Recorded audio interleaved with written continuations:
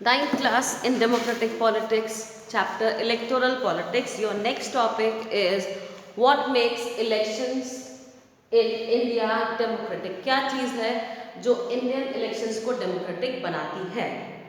सबसे पहले हम अखबार में कई बार रिपोर्ट्स पढ़ते हैं जो कि हमें सोचने पे मजबूर कर देती है कि क्या इलेक्शन का प्रोसेस सही है, प्रॉपर इलेक्शंस हो रहे हैं या नहीं हो रहे। जैसे इंक्लूजन ऑफ फॉल्स नेम्स, कई बार गलत नाम आ जाते हैं। एक्सक्लूजन ऑफ जेन्युइन नेम्स, जो सही नाम है वोटर लिस्ट में वो नहीं आते।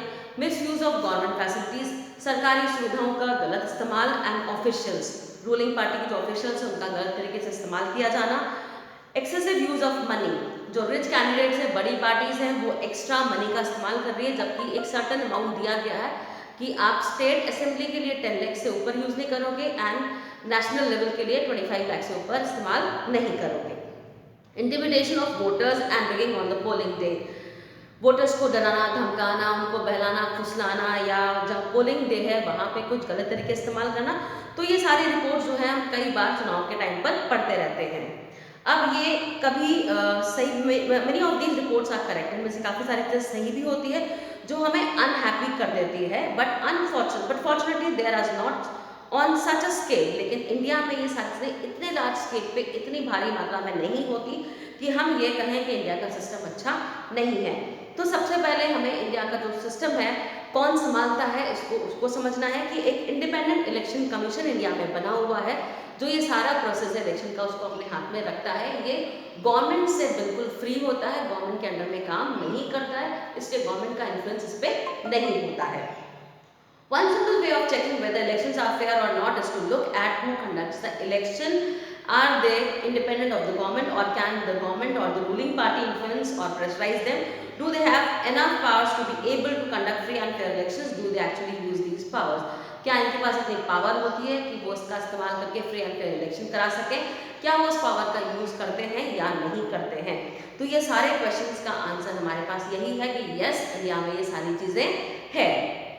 इंडिया में एक इंडिपेंडेंट पावरफुल इलेक्शन कमीशन है which enjoys the same kind of independence that the judiciary enjoys. इनके पास भी उतनी ही इंडिपेंडेंस होती है जितनी जुडिशरी के पास होती है। वो गवर्नमेंट के इन्फ्लुएंस में आके काम नहीं करती है। The chief election commissioner CEC is appointed by the president of India.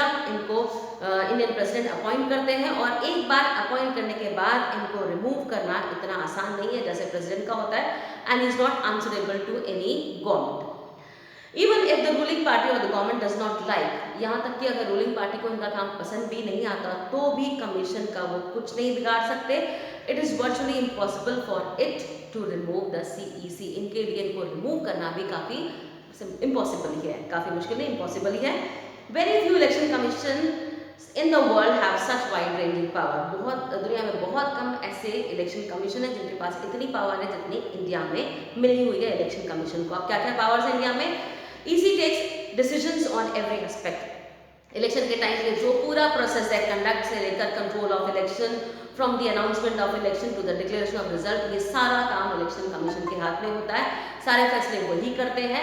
It implements the code of conduct. जो कोड ऑफ कंडक्ट हमने बताया था, कुछ रूल्स एंड रेगुलेशंस हैं जो कैंडिडेट को, पार्टी को फॉलो करने पड़ते हैं, वो सारे पनिश करना है या वायलेशन हो रहा है तो कुछ उसके अगेंस्ट में कुछ वर्किंग करनी है, कोई एक्शन लेना है, वो सारा इसी के हाथ में होता है।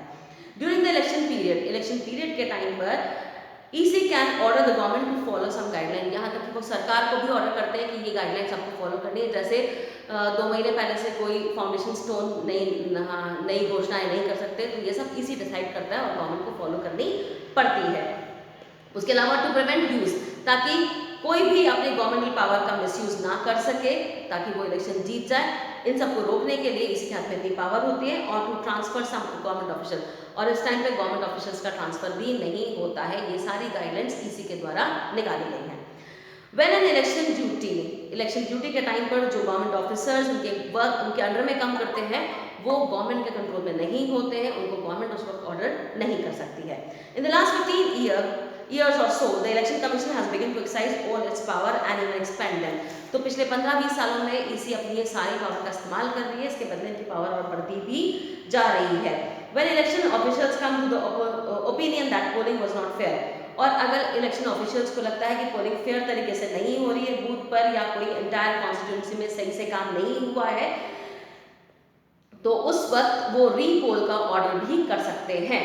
The ruling parties often do not like what the EC does, और कई बार इसीलिए रूलिंग पार्टी को उनका काम पसंद नहीं आता है, लेकिन उनको ना चाहते हुए भी इनके ऑर्डर्स को फॉलो करना पड़ता है। दिस वुड नॉट हैपन, और ऐसा तभी पॉसिबल था जब ईसी इंडिपेंडेंट होता। अगर इंडिपेंडेंट नहीं होता है तो ये चीज़ें पॉसिबल नहीं थी। उसके बाद हम देखते हैं पॉपुलर पार्टिसिपेशन, वो भी डिसाइड करता है, वो भी डिफाइन करता है कि इलेक्शन डेमोक्रेटिक है हमारे यहाँ। Another way to check the quality of the election process is to see whether people participate in it with enthusiasm. दूसरा तरीका ये है कि आप लोगों के पार्टिसिपेशन को देखो कि कितने जोश से इन्होंने पार्टिसिपेट करा है। अगर वोटिंग टर्नओवर अच्छा आ रहा है तो डेफिनेटली यहाँ पर लोग अच्छे से पार्टिसिपेट कर रहे हैं।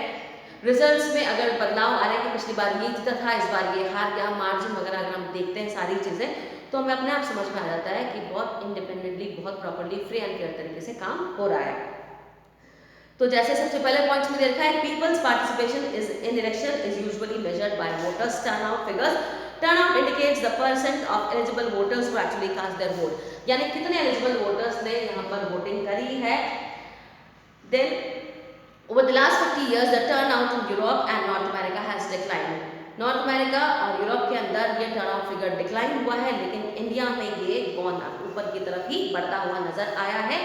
In India, the poor, illiterate and unprivileged people vote in large proportion. India के अंदर गरीब, कम पढ़े लिखे और अनप्रिविलेज लोग जो है वो ज़्यादा बढ़ चढ़ के वोट देते हैं, क्योंकि उनको पॉलिसीज ज़्यादा, वो उस पर ज़्यादा ध्यान देते हैं कि हमारे लिए कौन ज़्यादा काम करेगा, हमारे उत्थान के लिए कौन वर्क करेगा, वेलफेयर के लिए, तो वो ज़्यादा बढ़ चढ़ के रिच एंड प्रिविलेज कंपेरेटिवली ज़्यादा वोट करते हैं।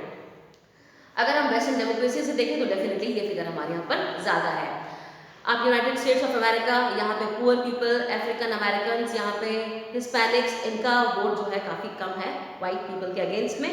Common people in India attach a lot of importance to election. आम जनता हमारी काफ़ी ज़्यादा अटैच रहती है इलेक्शंस को लेकर। They feel that through election they can bring pressure on political party. इनको लगता है, इनका ये मानना है कि वो पॉलिटिकल पार्टीज को अपने वोट के जरिए, इलेक्शन के जरिए प्रेशराइज कर सकते हैं पॉलिसीज में बदलाव करने के लिए, फेवरेबल पॉलिसीज बनाने के लिए। They also feel that their vote matters. उनको ये भी पता है कि हमारा एक एक वोट काफ़ी कीमती है। It matters a lot in changing the policies of the government. The interest of voters in election related activities has been increasing. फिर पिछले कई सालों में जो वोटर्स हैं उनका इलेक्शन रिलेटेड एक्टिविटीज़ में काफ़ी इंटरेस्ट भी बढ़ गया है। 2004 के इलेक्शंस के टाइम पर हम देखेंगे तो more than 1/3 voters took part, 1/3 से ज़्यादा वोटर्स ने इलेक्शन कैंपेनिंग रिलेटेड एक्टिविटीज़ में पार्टिसिपेट करा था, और इसमें से काफ़ी सारे ऐसे भी थे जो कि अपने आप को कहीं ना कहीं पॉलिटिकल पार्टी से अटैच मानते थे। Out of every 7 voter is a member. हर 7 में से एक वोटर किसी न किसी पॉलिटिकल पार्टी का मेंबर था। फिर एक्सेप्टेंस ऑफ इलेक्शन आउटकम, जो रिजल्ट आता है उसको लोग एक्सेप्ट भी करते हैं। One final test of free and fairness of election has in the outcome itself. ये भी फ्री एंड फेयर इलेक्शन को दिखाता है कि रिजल्ट जो है चेंज होते रहते हैं, कभी कोई जीता कभी कोई हारा। If elections are not free और fair the outcome always favour the powerful. अगर फ्री एंड फेयर नहीं होता तो हमेशा पावरफुल के फेवर में रिजल्ट चला जाता है, लेकिन इंडिया में ऐसा नहीं होता है। यहाँ पे लूजिंग पार्टीज जीत जाती हैं और विनिंग पार्टीज हार जाती हैं। The outcome of India election speak about for itself. The ruling parties routinely lose election. जीतने वाली पार्टियां कई बार हार जाती हैं, both at the national and the state level. उसके अलावा in fact in every 2 out of the 3 elections held in the last 15 years the ruling party lost. In the US, an incumbent or sitting elected representatives rarely loses an election, जबकि US वगैरह में sitting parties बहुत कम chances होते हैं जब वो हार जाती हैं। इंडिया के अंदर सिटिंग एमपीज और एमएलएज एक बार हारते हैं, एक बार जीतते हैं, ये हमारे यहाँ मोस्ट प्रोबेबली देखने को मिलता है most often. Then candidates who are known to have spend a lot of money. कई बार वो कैंडिडेट जिन्होंने काफ़ी सारा पैसा खर्च करा है वोटर्स को खरीदने में, क्रिमिनल कनेक्शंस यूज करें, वो भी हार जाते हैं।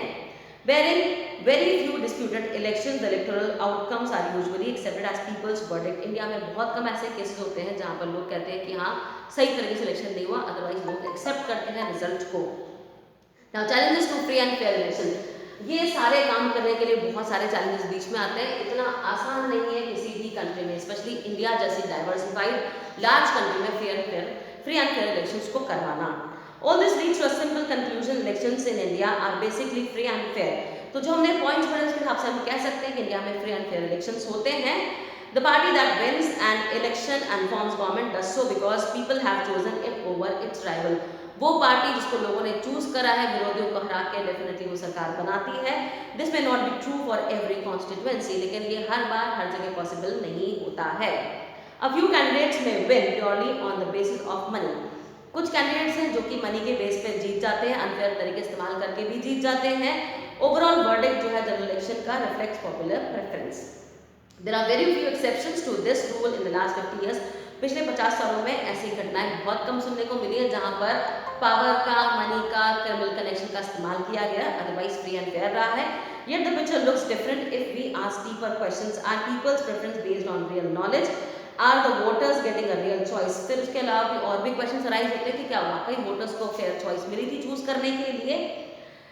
Is election really level playing field for everyone? Can an ordinary citizen hope to win? क्या आम जनता भी सोच सकती है कि मैं इलेक्शन जीत सकता हूँ?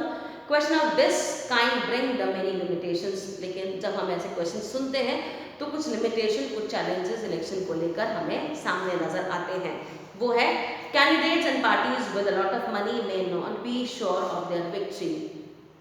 हमेशा जिनके पास काफ़ी पैसा है, कनेक्शंस हैं, वो भी कई बार श्योर नहीं होते कि वो जीतेंगे या हारेंगे, but do enjoy a big and unfair advantage. लेकिन उनके पास अनफेयर एडवांटेज रहता है, इसीलिए स्मॉलर पार्टीज थोड़ी सी डर जाती हैं, बट कई बार उल्टा भी पड़ जाता है game. In some parts of the country, candidates with criminal connection have been able to push others out of the electoral race. कभी-कभी ऐसा भी हुआ है कि क्रिमिनल कनेक्शन वाले कैंडिडेट्स ने दूसरे कैंडिडेट्स को पहली ही पार्टी से रेस से ही बाहर कर दिया है। Some families tend to dominate, और कई बार ऐसा भी होता है कि कुछ फैमिलीज डोमिनेटिंग होती है और उन्हीं के जो घर परिवार के लोग हैं उन्हीं को टिकट मिलता रहता है, वही आगे चलते रहते हैं। Very often elections offer little choice to the ordinary citizen, और बहुत सी बार आपको चॉइस भी काफ़ी कम मिलती है प्रॉपर चूज करने के लिए। For both the major parties are quite similar, क्योंकि हमें दोनों ही पार्टी एक जैसी लगती है, पॉलिसीज एक जैसी नजर आती है, तो हम कई बार कंफ्यूज होते हैं कि इसको चूज करें कि इसको चूज करें, तो एक प्रॉपर चॉइस हमको नहीं मिलती है। Smaller parties and independent candidate suffer a huge disadvantage compare to bigger party. छोटी मोटी पार्टियां, इंडिपेंडेंट जो कैंडिडेट्स हैं, उन पार्टीज को काफ़ी नुकसान होता है क्योंकि उनकी पहुंच इतनी नहीं है, सामने वाली पार्टी काफ़ी बड़ी है, काफ़ी पुरानी है, तो थोड़ा सा डिसएडवांटेज उनके लिए रहता है। These challenges exist not just in India, लेकिन ये challenges सिर्फ इंडिया में ही नहीं है, ये बड़ी बड़ी established democracies में भी है।